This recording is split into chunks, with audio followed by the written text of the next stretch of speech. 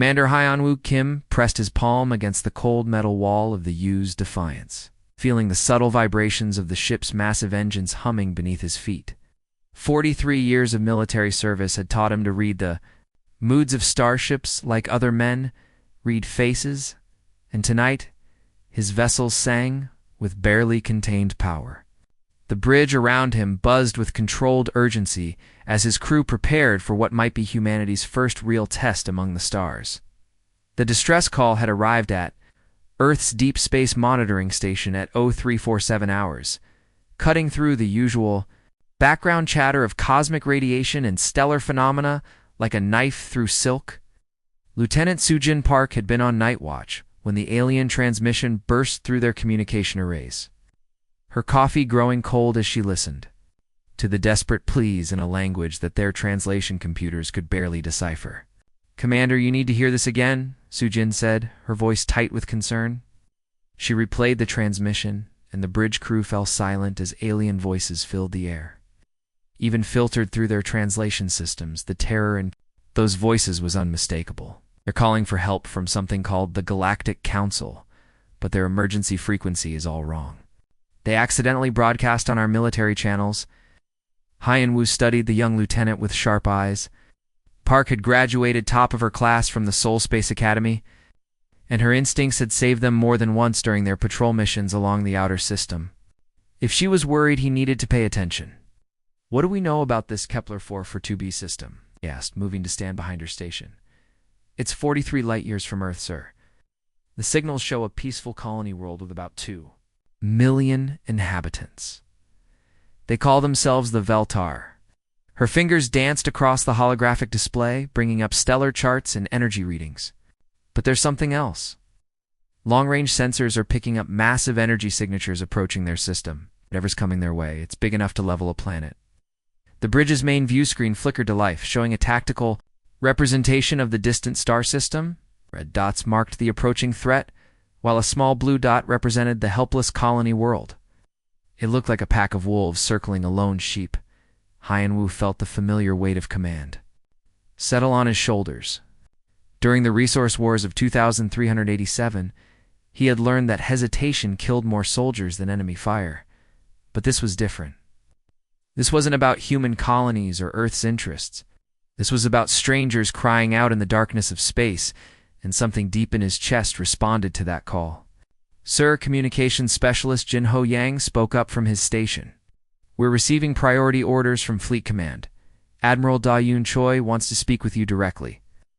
The Admiral's image materialized on the bridge's secondary screen. Her steel-gray hair pulled back in the regulation style that marked her as old-school military. Choi had earned her rank fighting pirates in the asteroid belt and defending the outer colonies from raiders. She was not someone who made decisions lightly. "Commander Kim," she said, without preamble, "I assume you've reviewed the alien distress." "Call yes, ma'am. What are your orders?" "The 5th Expeditionary Fleet is mobilizing. It's every available ship from here to the Titan shipyards. We launch in 30 minutes. Her eyes grew hard as titanium. "Those aliens may not know we exist, but they asked for help. That's enough for me." Across the bridge, crew members exchanged glances. The 5th Expeditionary Fleet was humanity's largest military force, designed for deep space operations and planetary defense. Deploying it meant serious business. Admiral Hyunwoo said carefully, "The Galactic Council classified us as a Class 12 death world. If we reveal ourselves, there could be consequences." Choi's smile was sharp as a blade. "Commander, I've read the files. They think we're too dangerous for civilized contact because we evolved on a world that tried to kill us every day. Maybe it's time they learned what that really means." Meanwhile, 43 light-years away, Communication Officer Zixonal of the Veltar colony huddled in his underground bunker. Watching the approach of the Kethfer hegemony fleet on his trembling view screen, the war machines moved through space like a school of metallic predators. Their weapon systems already charging for the orbital bombardment that would reduce his peaceful world to ash. The Galactic Council had ignored their pleas for help. The peacekeeping forces were engaged elsewhere, fighting their own wars against other threats. His people, who had never known violence beyond the occasional territorial dispute over farming rights, were about to face extinction. That's when the response came from the Sol system. The voice was deep, rough, carrying undertones that made Zixanel's skin crawl with primitive fear. It spoke in perfect galactic standard, but with an accent that sounded like grinding stone and controlled fury. Unknown vessel. This is the Human Defense Coalition. We received your distress call. We're coming. Zixanela's dual heart skipped several beats.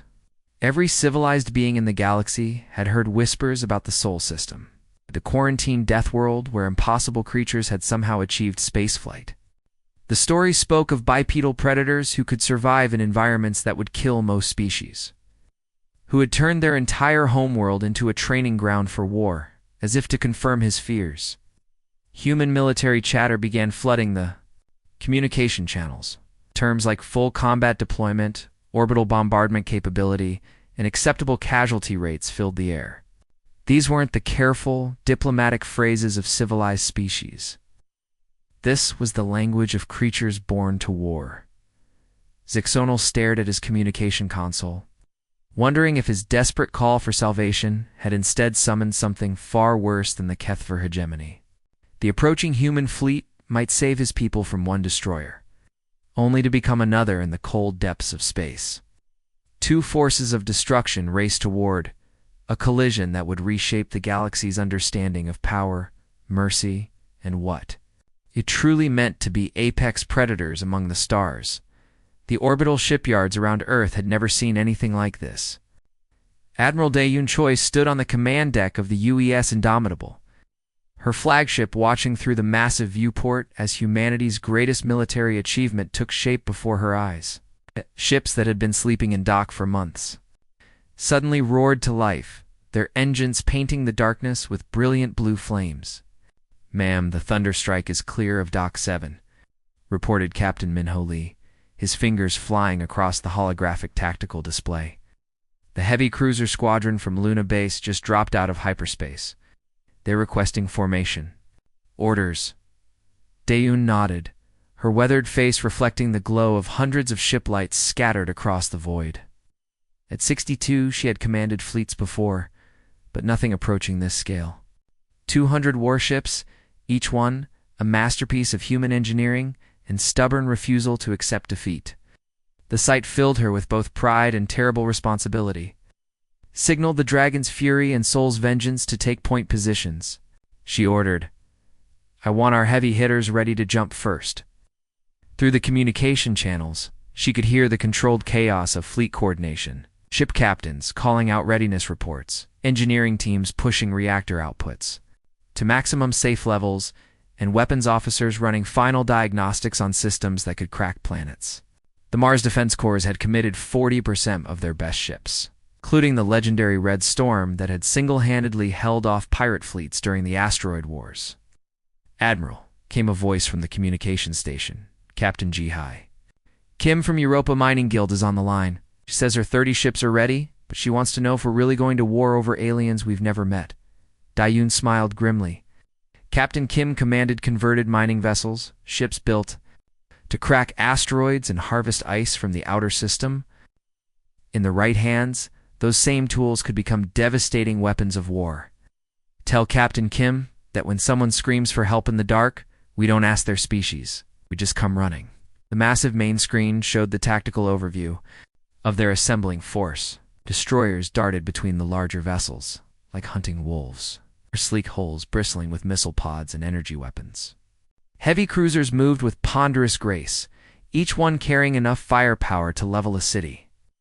At the center of it all, the Indomitable served as both command post and symbol of human determination. "Fleet composition is impressive," observed Commander Young-Jun Park, the tactical officer. "But Admiral, we're about to reveal ourselves to a galaxy that spent decades believing we're too dangerous to contact. Are we ready for what comes after?" Dae-Yun turned from the viewport, her eyes hard as steel. "Commander, our ancestors crawled out of caves on a world that wanted to kill them every single day. They faced ice ages, plagues, predators, and natural disasters that would have wiped out most species. We're not dangerous because we're evil. We're dangerous because we refuse to give up." Light years away, in the command center of the Kethver hegemony flagship Worldbreaker. General Vractus reviewed intelligence reports with growing irritation. The massive reptilian warrior stood 8 feet tall, his scales bearing the ritual scars of 17 conquered worlds. Behind him, the bridge crew worked at stations designed for beings who had evolved from apex predators on their own homeworld. General hissed his intelligence officer. The primitive signals from the Sol system are increasing. They appear to be mobilizing some kind of response. Vroctus's laugh was like grinding metal. These mammals dare to challenge the hegemony. We have crushed civilizations that had mastered faster than light travel before their son was born. What threat could come from a quarantined death world? His tactical display showed the Kethfer fleet in perfect military formation. 150 ships arranged in precise geometric patterns, moving toward the Veltar colony with mathematical precision. Each vessel was a work of art, designed by a species that had turned warfare into a science. "Sir, long-range sensors are detecting unusual movement from the human fleet," reported the sensor operator. "Their ships are not following standard formation protocols." "Show me," Vroctus commanded. The display shifted to show the approaching human force, and the general's eyes narrowed in confusion. Where the Kethfer moved in orderly ranks, the human ships flowed through space like a living thing. Destroyers weaved between larger vessels in seemingly random patterns, while cruisers took positions that made no tactical sense according to galactic military doctrine. "They move like... .. double quotes, searching for the right comparison. "Like a hunting pack." On the surface of Kepler 44b, Colony Administrator Thelver crouched in the emergency bunker beneath New Haven City, watching the orbital display with growing dread. His people had built their colony as a peaceful retreat from the violent galaxy, a place where the Veltar could pursue art, philosophy, and quiet farming without the constant threat of war. Administrator whispered his aide Velinara, "The human fleet will arrive in 6 hours, the Kethfer in 8. What should we tell the people?" Thelver stared at the tactical display, watching 2 forces of destruction racing toward his peaceful world. The Kethfer ships moved like a surgical instrument, designed to cut his civilization apart with clinical efficiency. But the human fleet, it moved like something alive, something that had learned to hunt on a world where hesitation meant death. I don't know," he admitted, his voice barely above a whisper. "The Kethfer will definitely destroy us. But the humans... .. He paused, remembering the stories that traveled through galactic trade routes. Tales of creatures so adapted to violence that they could find weapons in anything, who would turn their entire homeworld into a training ground for war. Around them, 2 million Veltar colonists huddled in shelters and underground facilities, listening to the emergency broadcasts that counted down the hours until first contact. Children cried in their parents' arms while adults tried to maintain calm in the face of approaching apocalypse above them. Space itself seemed to hold its breath as 3 forces of destiny converged on a single point. The Kethfer brought the cold mathematics of conquest. The Veltar offered only desperate hope and prayers to forgotten gods, but the humans brought something else entirely, something forged in the fires of a world that had spent millions of years trying to kill them. In the deep black between the stars, the largest fleet humanity had ever assembled, prepared to announce their presence to a galaxy that had spent decades fearing them. What they would bring to Kepler 4 remained to be seen. But one thing was certain. The balance of power in this corner of the galaxy was about to change forever. The age of human expansion had begun. And it would be written in the language that Earth had taught them best: survival at any cost, and the absolute refusal to let good people die alone in the dark. The moment the human fleet tore through hyperspace into the Kepler 4b system, reality itself seemed to shudder. 200 warships materialized from the void like ghosts becoming solid, their hulls still glowing with the residual energy of faster-than-light travel. Admiral Daeun Choi felt the familiar sensation of hyperspace translation fade as her flagship, the UES Indomitable, settled into normal space. "System scan complete, Admiral," reported Sensor Officer Hei Wan-jung, her voice tight with concentration. "Kethfer fleet is in final bombardment position. They'll be in firing range of the planet in 23 minutes.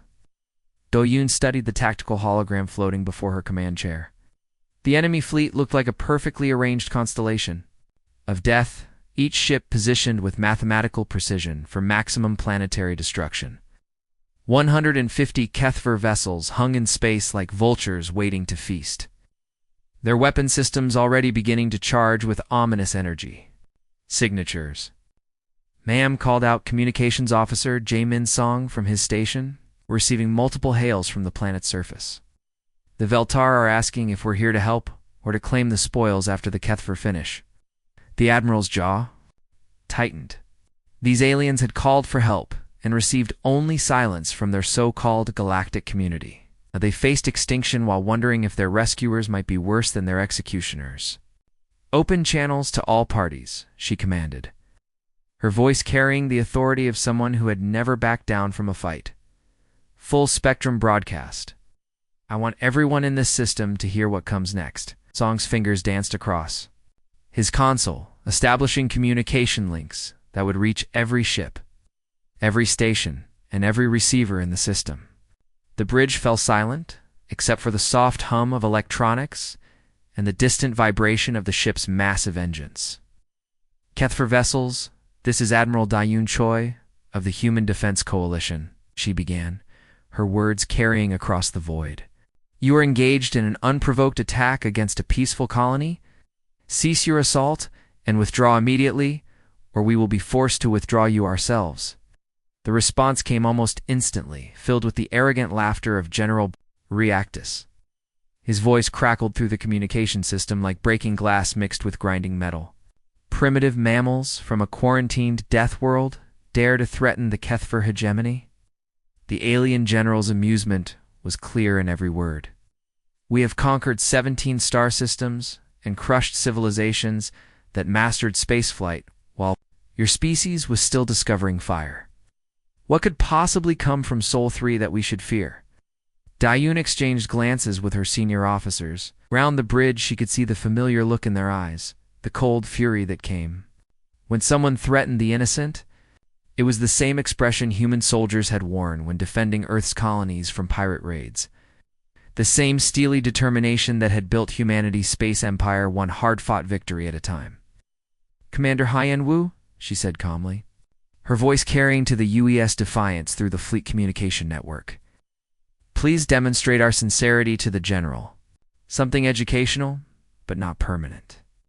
On the bridge of the Defiance, Commander Hyen-woo Kim smiled with the expression of a predator who had just spotted prey. "Understood, Admiral. Engineering, bring the gravity pulse generators to full power. Helm, plot an intercept course for the lead HFY cruiser group, the Defiance and her 2 escort destroyers." Lightning Strike and Soul's Pride peeled away from the main human formation like sharks breaking from a school of fish. Their movements were fluid, organic, nothing like the rigid geometric patterns favored by galactic military doctrine. They moved the way wolves moved when surrounding prey, with deadly purpose and perfect coordination.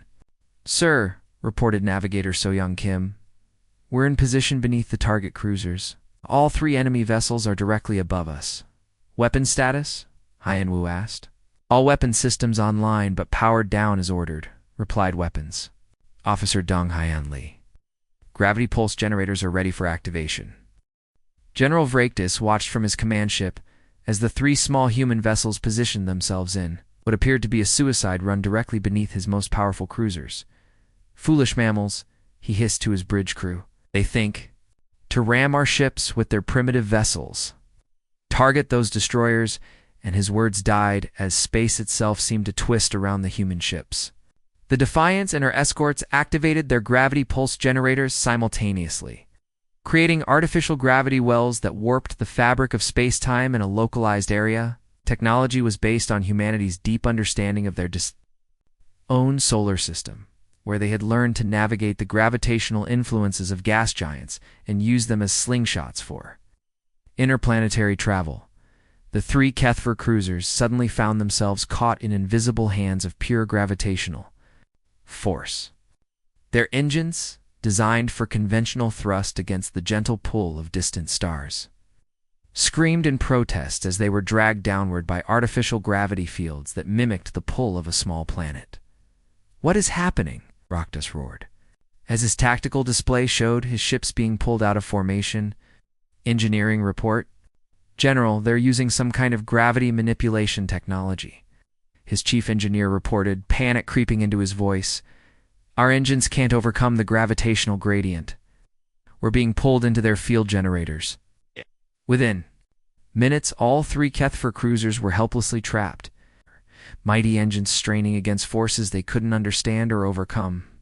The crews inside experienced the disorienting sensation of artificial gravity, pulling them in directions their ships weren't designed to handle, leaving them shaken and confused but very much alive.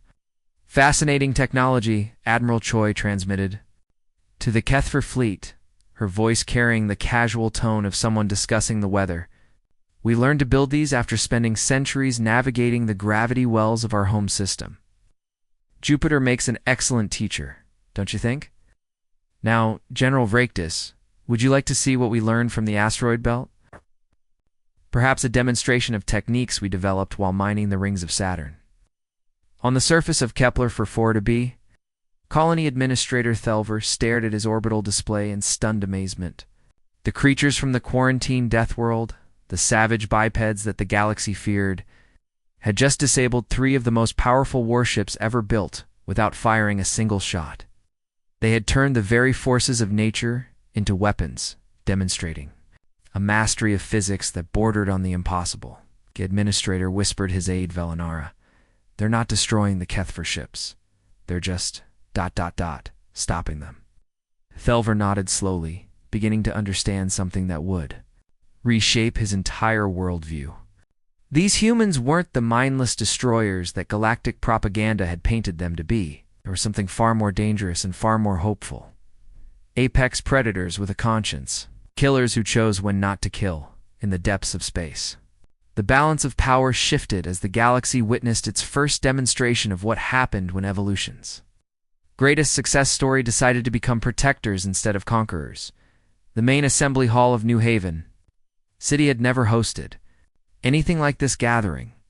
Admiral Daeun Choi stood at the center of the vast circular chamber, surrounded by beings from across the galaxy who had traveled here to witness history in the making.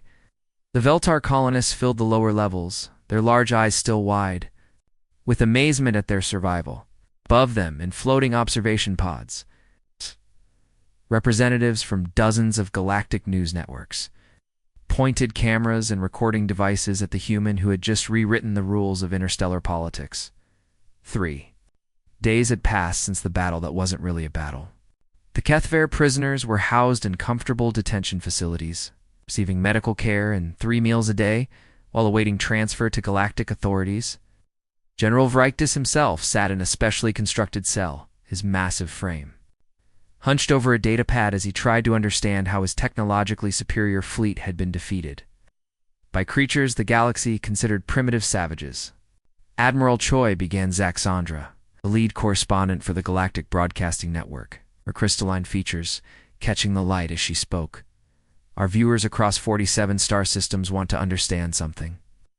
The Galactic Council classified humanity as a Class 12 Death World species, too dangerous for civilized contact. Yet here you stand, having traveled 43 light years to rescue complete strangers. How do you explain this contradiction?" Daeun studied the alien reporter for a moment, noting the genuine curiosity in her compound eyes. Around the chamber, hundreds of other beings leaned forward, waiting for her answer. The weight of speaking for all humanity pressed down on her shoulders, but she had carried heavier burdens before. "Our world taught us many things," she began, her voice carrying clearly through the chamber's acoustics. "It taught us that survival isn't just about being the strongest or the fastest. It's about knowing when to fight and when to protect, when to be the predator and when to be the guardian." She paused, looking up at the viewing gallery where she could see the faces of beings from a dozen different species. "We didn't come here as conquerors. We came as neighbors who heard someone calling for help in the dark." A ripple of movement went through the assembled crowd. In the 3 days since the human fleet's arrival, word had spread through galactic communication networks faster than light itself. The quarantined Deathworlders had not only revealed themselves, but had done so in an act of protection rather than aggression. But Admiral pressed another reporter, this one from the Centauri Defense Network. Your ships carry enough firepower to sterilize planets. Your weapons technology appears to be decades ahead of anything we've seen. Aren't you concerned about how the galaxy will react to this display of force? Dayun's smile carried both warmth and something that made several aliens unconsciously step back. The galaxy has spent 50 years fearing what humans might do if we were let loose among the stars. But they never asked the right question. They never asked what we feared. She gestured to the massive viewport that showed the human fleet in orbit above them. 200 warships hung in the void like sleeping giants, their hulls reflecting the light of Kepler-4 for 2b's sun. Each vessel represented decades of human innovation. Born from the harsh lessons of a world that had tried to kill them every single day, we fear the silence that follows an unanswered call for help, she continued. We fear the darkness that comes when good people have the power to act but choose to do nothing. Our homeworld taught us that indifference kills just as surely as violence, and we refuse to let that lesson go unlearned. Commander Hein-Woo Kim stepped forward from his position near the chamber's communication station, his expression urgent but controlled.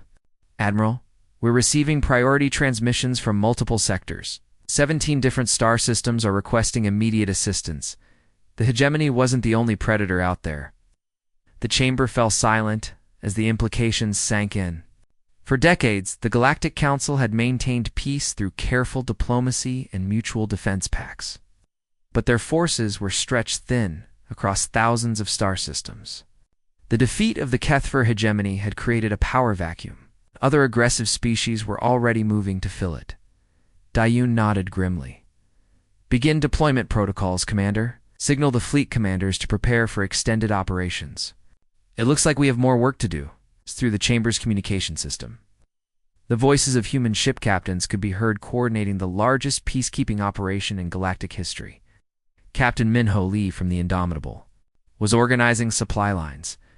Captain Yoon-Young Kim was plotting hyperspace routes to the most threatened systems. Captain Ji Kim was converting her mining ships into mobile repair platforms to support the fleet during extended operations. Colony Administrator Thelver approached the Admiral, his movements careful and respectful. Admiral Choi, my people, owe you a debt we can never repay. But I must ask why? Why risk so much for beings you had never met? Dayun looked down at the Veltar administrator, seeing in his large eyes the same expression she had witnessed on human faces during the colony wars, the look of someone who had stared into the abyss and found unexpected salvation. Because 43 years ago, when pirates attacked the mining colony on Titan, a stranger heard our distress call and came running, she said quietly. That stranger died protecting people he had never met, and I learned something that day. The universe is dark and cold and full of things that want to hurt the innocent, but it doesn't have to stay that way. Across the galaxy, on peaceful worlds that had lived under the constant threat of raiders and conquerors, people looked up at their night skies with something they hadn't felt in generations: hope. The creatures from the quarantined death world were coming not as conquerors, but as protectors. Ships that could crack planets open like eggs were positioning themselves as shields between the innocent and those who would harm them. On the bridge of the UES Defiance, now patrolling the outer reaches of the Vega system, Commander Hyan-Woo received a transmission from a small farming colony that had never before appeared on any military star chart. Human ships, this is Haven Station. We're under attack by unknown raiders. Please, if anyone can hear this. Hyan-Woo smiled, the expression of a predator who had found his true calling. This is Commander Kim of the Human Defense Coalition. We hear you, Haven Station. Help is on the way. The message that began to spread through subspace communication. Networks was simple, but revolutionary. No one fights alone. It was transmitted in hundreds of languages, broadcast on every frequency, and carried to the furthest reaches of civilized space. The age of the galactic apex predator had begun, and for the first time in centuries. The good people of the galaxy could sleep soundly, in the depths of space between the stars. Human ships took up their eternal watch, carrying with them the most dangerous thing the universe had ever known: the absolute refusal to let evil win through inaction. Earth's children had finally come home to the stars, and they had brought with them the one thing the galaxy needed most: someone willing to stand guard in the darkness. The end.